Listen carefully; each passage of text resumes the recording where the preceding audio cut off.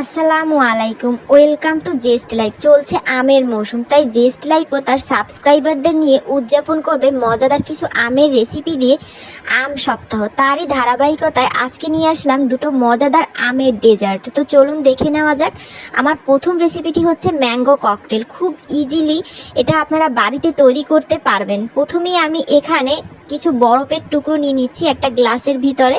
তারপরে দিয়ে দিচ্ছি এখানে 1 কাপের মতো তরল দুধ আছে, সেটা দিয়ে দিচ্ছি। এরপরে দিয়ে দিচ্ছি সাগুদানা, এটাকে আমি 10 মিনিট ভিজিয়ে তারপরে একটু সিদ্ধ করে নিয়েছি। বেশি না, 10 থেকে 15 মিনিট একটু সিদ্ধ করে নিলেই চলবে। এরপর খুব ভালোভাবে এটাকে মিশিয়ে নিতে হবে। ইনগ্রিডিয়েন্টস যে কোনোটা আগে পরে দেওয়া যায়, এটা কোনো ফ্যাক্টর নয়।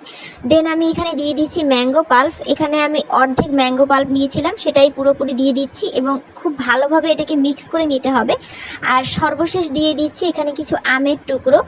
এটা অপশনাল, চাইলে না দিলেও চলে। তো যারা মিষ্টি পছন্দ করেন তারা একটু মধু ছড়িয়ে দিতে পারেন, এটা যারা ডায়েট করে তাদের জন্য উপযুক্ত।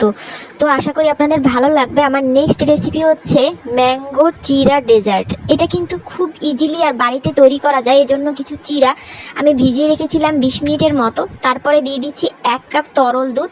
এটা দিয়ে দেওয়ার পর আমি একটু ম্যাঙ্গো পাল্প দিয়ে দিচ্ছি। এখানে আমি একটা ম্যাঙ্গো পাল্প পুরোটাই দিয়ে দিচ্ছি। তারপরে খুব ভালোভাবে এটাকে মিক্স করে নিতে হবে, বেশ অনেকটা সময় ধরে এটাকে মিক্স করতে হবে। দেন একটুখানি এখানে হানি অ্যাড করে দিচ্ছি।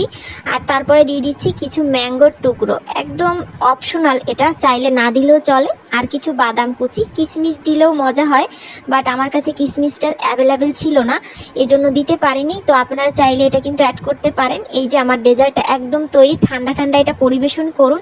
আমার দুটো রেসিপি কিন্তু যারা ডেজার্ট পছন্দ করে তাদের জন্য, আবার যারা ডায়েট করে তাদের জন্য।